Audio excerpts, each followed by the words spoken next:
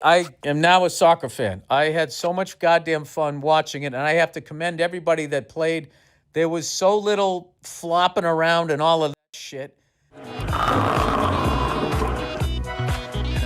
was very enjoyable to watch, and I hope that type of play continues because I just found it to be like devoid of any sort of honor. Like, how could you do that? Like, just fake it like that. Argentina was doing a pretty good job towards the end when they needed a goal. And I did notice that if blue goes down, the flag came up.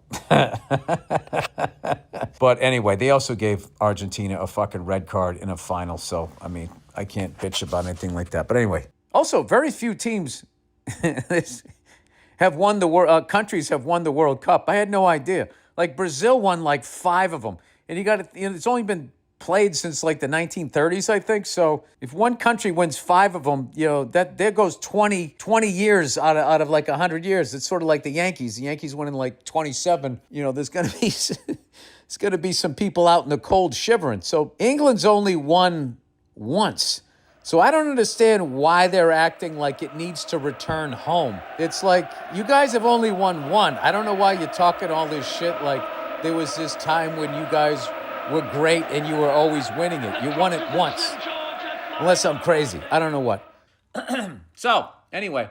And I've heard from people that actually watch this shit all the time that like certain countries get the calls, and that, Argentina owns FIFA and England and France, they also get calls and shit like that. And then that's what made me, as I was really starting to fall for this sport, it's like, I can't do this again.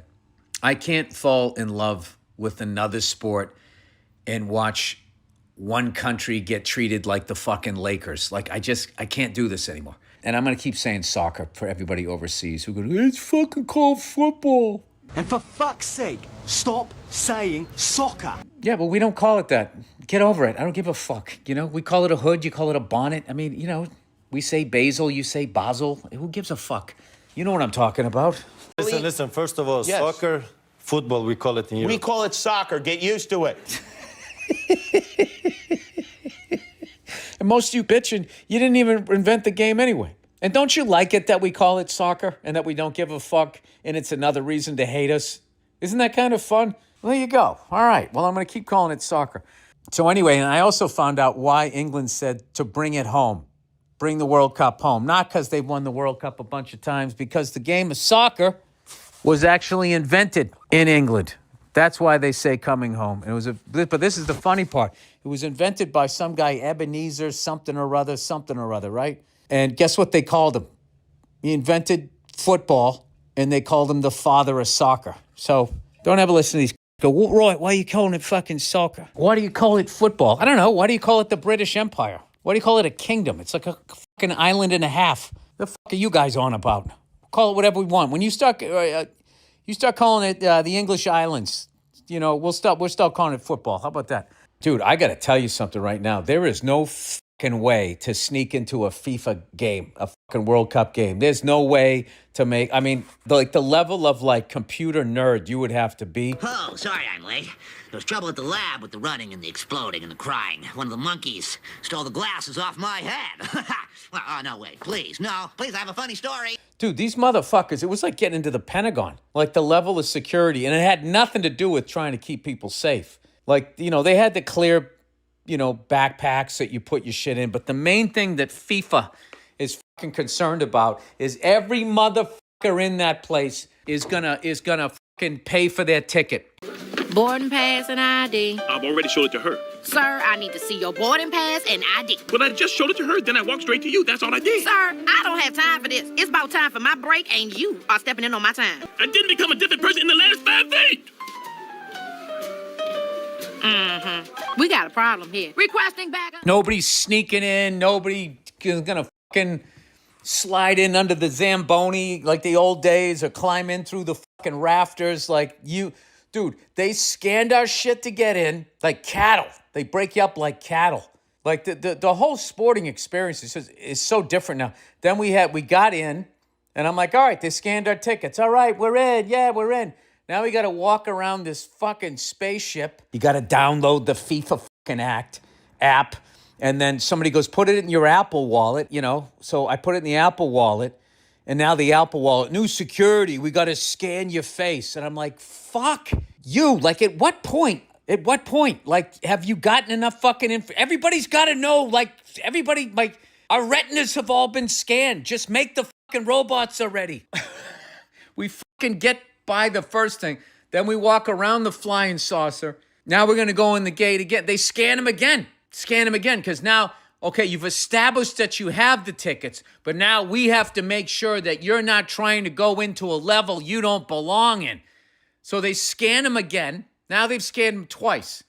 Then we get past that. And then they scan them again. Boarding pass and ID. A third fucking time. And then they all break us up with like bracelets and shit. Dude, I'm telling you, it's all like going to a sporting event and getting checked into like a concentration camp. It's the same shit where they're dividing people, separating people. Rather than a number on your fucking arm, you're getting a fucking bracelet. It's the same thing as like boarding Delta Airlines. It's classism, it's racism, it's all fucking, all the same game. Dude, back in the day, if you had you had a hard ticket, nobody scanned your face. You walked into a stadium, you entered any fucking place you wanted to enter. I am watching right now Brazil, almost, and Norway. Oh my God, what about that giant Viking in that fucking game? Jesus Christ. He was like amazing and scary at the same time. When he was staring at the crowd, I'm like, wow, this guy's like the fucking Braveheart guy. But then he kind of had like that Frankenstein brow like I do.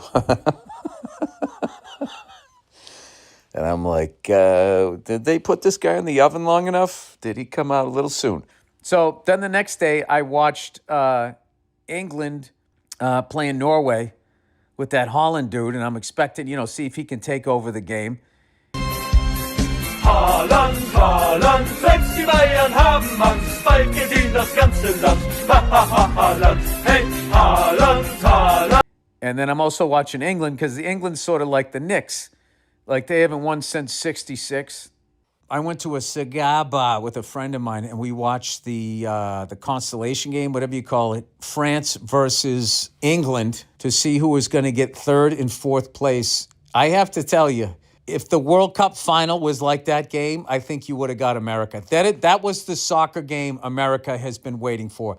10 goals. All right? This is America. Big gulp. Obesity. 10 fucking goals. We don't want that 1-0 shit. We want that fucking Mexican guy to lose his voice going, go! We want to kick it up a notch. Emerald Lagasse. I love the parallels between soccer and hockey. I find myself yelling the same shit, like, shoot it! Shoot the puck! Shoot the fucking thing! Jesus Christ, it's like, why are you trying to get everybody involved? There's no one around you. Shoot the fucking ball. They don't do it. Oh, you know what I forgot to talk about? Just the added comedy of the World Cup final was when Donald Trump, would not leave and wanted to be in the team photo. It wasn't his accomplishment. It had nothing to do with him. And he wouldn't leave. The FIFA guy grabbed his arm 3 times and he waited. He got in the middle of their celebration. His dumbass is in there. Dude, if they're not in your life, narcissists are the funniest fucking people ever to watch. Watching him stay until the cameras went and the cameras were waiting and then the Spanish team celebrated and then they had to take the picture and he's standing. It doesn't even make sense. Oh, it's endless. There is no situation that a narcissist can be in where it is not 100%. They are the sun. I mean, when the head of the league is going, hey, let's go. This isn't our accomplishment. This isn't our time. When the head of the fucking league is even saying that. And he's still hungry. And what I loved was he shook him off 2 or 3 times and he got what he wanted. He stayed. He was in the photo. And if you just think about the context of it, in the future, it's just going to be bizarre. Why is that guy in this photo? It just doesn't make any sense. It was fantastic. It was fucking fantastic. We were watching the game and I go, he's not leaving. He's not going to leave. Then he got his picture, and he was still just lingering on that stage.